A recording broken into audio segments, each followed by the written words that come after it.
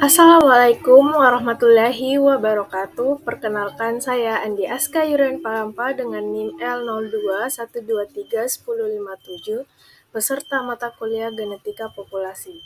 Kali ini saya akan menjelaskan tentang materi genetik dan struktur genetik. Adapun poin yang akan saya jelaskan yaitu tentang materi genetik dan struktur genetik. Yang pertama itu pengertian genetika, yang kedua ada struktur genetika, yang ketiga ada tahapan ekspresi gen, dan keempat itu ada sintesis protein, dan kelima adalah manfaat dan fungsi gen. Baik, jadi kita akan masuk ke dalam pembahasan yang pertama, yaitu apa itu genetika. Jadi, genetika merupakan substansi atau bahan yang membawa informasi genetik yang ada di dalam setiap sel makhluk hidup. Fungsi dari materi ini adalah untuk menyimpan, menyalurkan, dan mengekspresikan informasi biologis yang menentukan sifat-sifat serta ciri-ciri keturunan dari suatu organisme. Bisa kita lihat di layar ada sel, nukleus, kromosom, dan DNA. Di dalam tubuh manusia terdapat ribuan sel. Di dalam sel terdapat inti sel atau disebut nukleus. Di dalam nukleus terdapat banyak kromosom, dan di dalam kromosom terdapat DNA. Yang pertama ada sel. Sel merupakan unit terkecil yang memiliki struktur dan fungsi dari semua bentuk kehidupan. Setiap organisme terdiri dari satu atau lebih sel yang berperan sebagai lokasi untuk berbagai aktivitas biologis, seperti metabolisme, pertumbuhan, dan reproduksi. Sel memiliki berbagai komponen, seperti membran sel, sitoplasma, dan organel lainnya. Di dalam sel eukariotik, seperti terdapat pada manusia, tumbuhan, dan hewan, terdapat organel penting yang dikenal sebagai nukleus atau inti sel. Nah, nukleus berperan sebagai pusat pengendalian aktivitas sel karena mengandung materi genetik berupa DNA. Di dalam nukleus terdapat cairan nukleoplasma nukleus yang berfungsi untuk pembentukan ribosom, serta kromatin yang akan mengkristal membentuk kromosom. Saat proses pembelahan sel, nukleus dilindungi oleh selaput inti nukleus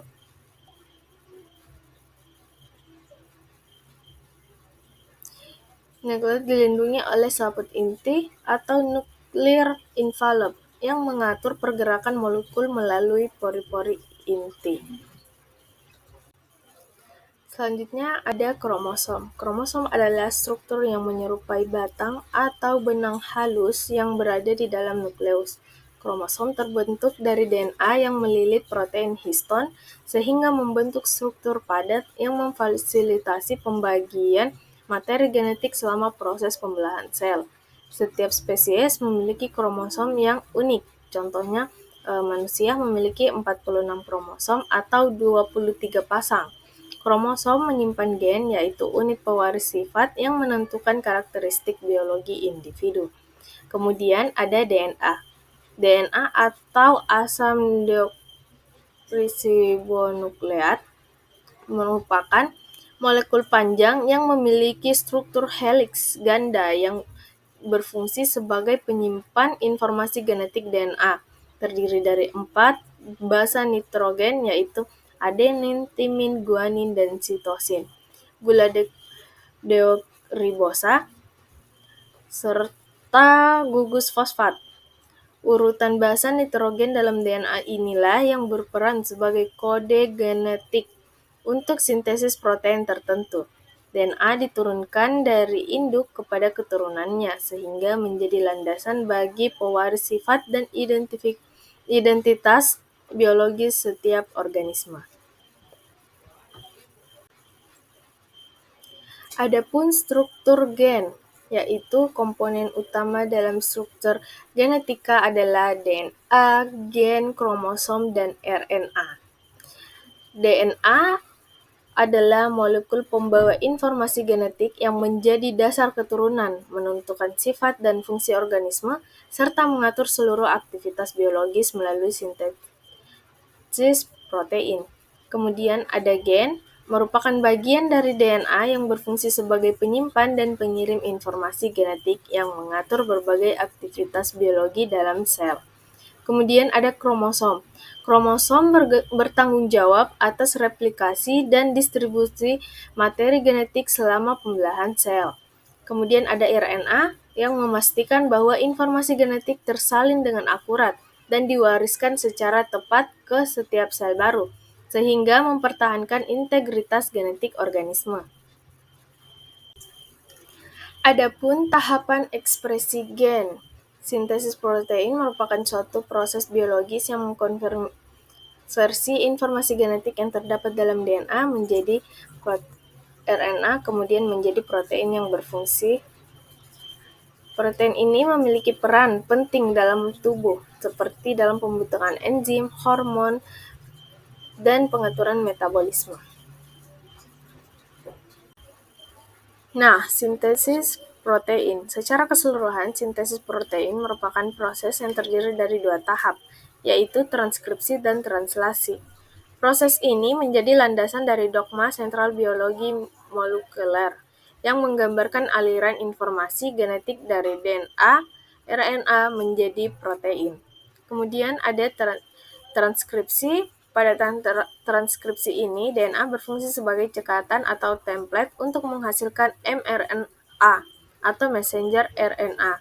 Proses ini terjadi di dalam inti sel atau nukleus dan bertujuan untuk menyalin informasi genetik dari DNA agar dapat dimanfaatkan di luar inti sel, mengingat DNA itu sendiri tidak dapat keluar dari nukleus. Kemudian translasi.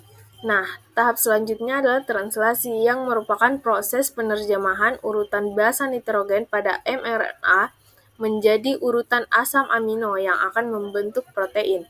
Proses ini terjadi di ribosom yang dapat berada bebas di sitoplasma atau melekat pada retikulum endoplasma kasar. Selanjutnya, ada manfaat dan fungsi gen. Yang pertama, menyimpan informasi genetik.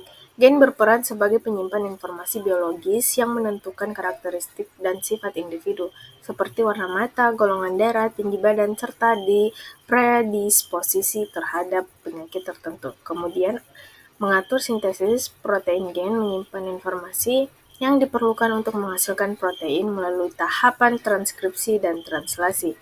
Protein ini memiliki peran penting dalam berbagai fungsi seluler seperti enzim, hormon, dan komponen struktur sel. Yang ketiga ada mengelola aktivitas sel.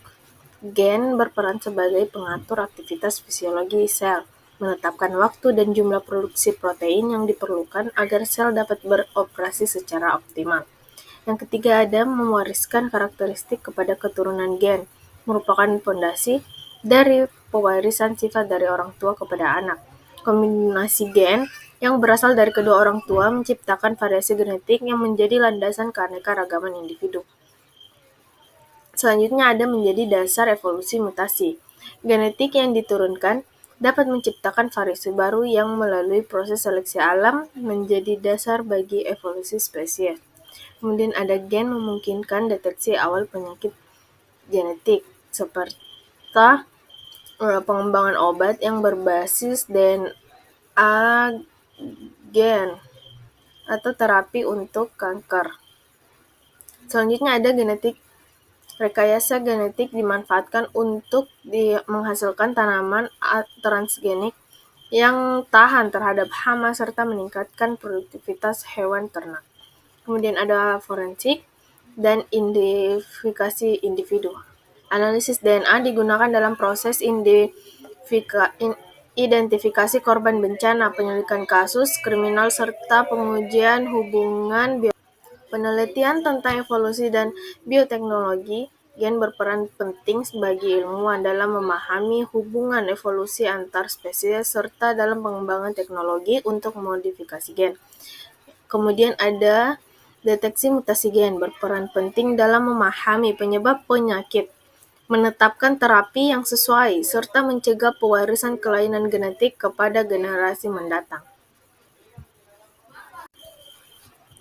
Dapat disimpulkan bahwa genetika adalah substansi atau materi yang menyimpan informasi genetik yang terdapat di dalam setiap sel organisme hidup.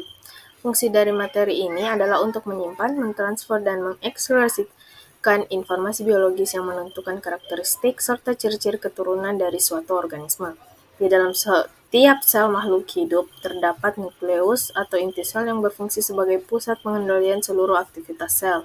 Di dalam nukleus terdapat kromosom, yaitu struktur berbentuk benang yang terdiri dari DNA dan protein.